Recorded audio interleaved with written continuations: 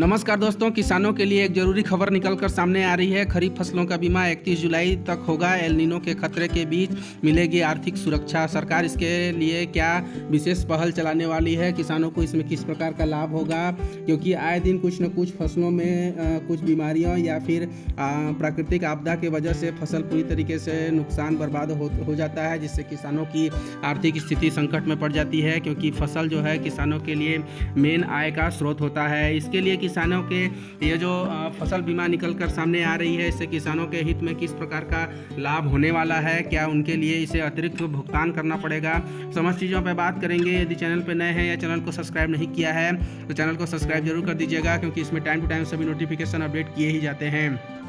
तो देखते हैं कि किस प्रकार का मामला सामने निकल कर आया है। क्या शासन विशेष प्रकार की पहल चलाने वाली है।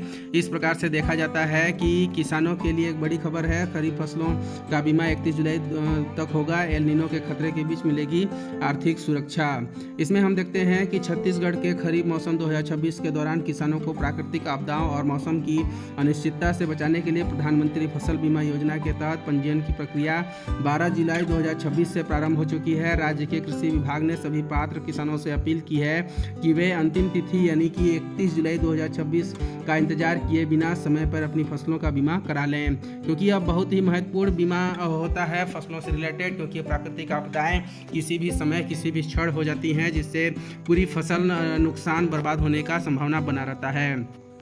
इस बीमा से किसानों को कुछ अतिरिक्त मुआवजा, कुछ लाभ मिल सकता है। मौसम विभाग के अनुसार इस साल जो है एल नीनो के प्रभाव के कारण प्रदेश में अनियमित या फिर कम बारिश की संभावना बनी हुई है, क्योंकि इस साल जो है बारिश की संभावना बहुत कम बताई जा रही है, बहुत कम बारिश होने की संभावना है। ऐसी स्थिति में संभावित नुकसान से बचने के लिए फसल बीमा किसानों के लिए एक मजबूत सुरक्षा कवच साबित होगा। इसमें बोला गया है कि 11 अधिसूचित फसलों को मिला है सुरक्षा कवच, मतलब 11 प्रकार के फसल इसमें दिए गए हैं। योजना के तहत राज्य के किसान निम्नलिखित फसलों का बीमा करा सकते हैं, जैसे धान, सिंचित एवं असिंचित, मक्का, सोयाबीन, दलहन व तिलहन में अरहर, मूंगफली, मूंग, उड़द, मोटे अनाज, मिलेट्स में कोदो, कुटकी और रागी जैसे फसलों को अधिसूचित फसलों का बीमा करा सकते हैं। किसान अपने गांव में अधिसूचित फसल की सटीक जानकारी के लिए अपने जो है क्षेत्रीय कृषि विस्तार अधिकारी से संपर्क कर सकते हैं। ऐसे कराएं पंजीयन, किस प्रकार से पंजीयन करा सकते हैं अब देखते हैं। जिन किसानों ने कृषि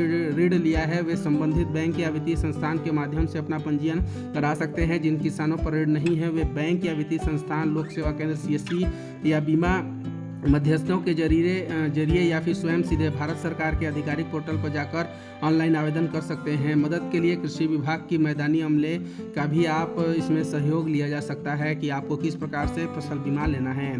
इन 4 प्रमुख जोखिमों पर मिलेगा मुआवजा। यदि 4 प्रकार के जोखिम होते हैं तो आपको मुआवजा मिलेगा। जैसे राज्य सरकार ने किसानों के व्यापक हित को ध्यान में रखते हुए इस बीमा योजना में 4 प्रमुख चरणों में जोखिमों को शामिल किया है, जैसे बाधित बोनी, बुआई न हो पाना, रोपण में विफलता और स्थानीयकृत आपदाएं जैसे ओलावृष्टि, जल भराव आदि, और फसल कटाई के बाद होने वाले नुकसान, उपज के आधार पर क्षति पर मुआवजा मिल सकेगा। मतलब किसी भी प्रकार की यदि प्राकृतिक आपदा होती है तो आपको इसमें मुआवजा मिलने का चांस बढ़ जाता है। नुकसान होने पर 72 घंटों के भीतर देनी होगी सूचना। कृषि विभाग ने स्पष्ट किया है कि यदि किसी भी आपदा के कारण फसल को नुकसान पहुंचता है तो किसानों को 72 घंटे के भीतर इसकी सूचना देना अनिवार्य है। इसके लिए भारत सरकार के टोल फ्री नंबर 14447 कृषि रक्षक पोर्टल एवं हेल्पलाइन, मतलब ये आप इस पर जाके आपको सूचना देनी होगी कि आपका फसल जो है किस प्रकार से इसमें बर्बाद हुआ है।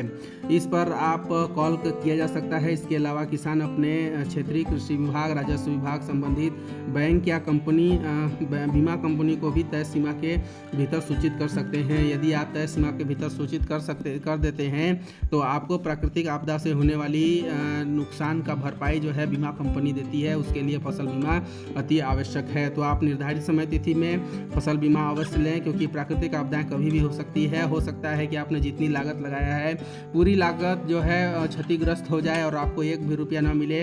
इसके लिए सरकार विशेष पहल चलाकर जो है फसल बीमा योजना लागू की है, जिससे किसानों के आर्थिक स्थिति में सुधार और मदद की जा सके। ऐसी आपदाएं जो किसान झेल नहीं पाते हैं उनमें एक इसमें सुरक्षा मिल सकता है। तो यदि जानकारी सही लगी हो तो चैनल को सब्सक्राइब जरूर कर दीजिएगा, क्योंकि इसमें टाइम टू टाइम सभी नोटिफिकेशन अपडेट किए ही जाते हैं। तो मिलते हैं ऐसे ही नए नोटिफिकेशन, विज्ञापन और एक अच्छी सी जानकारियों के साथ।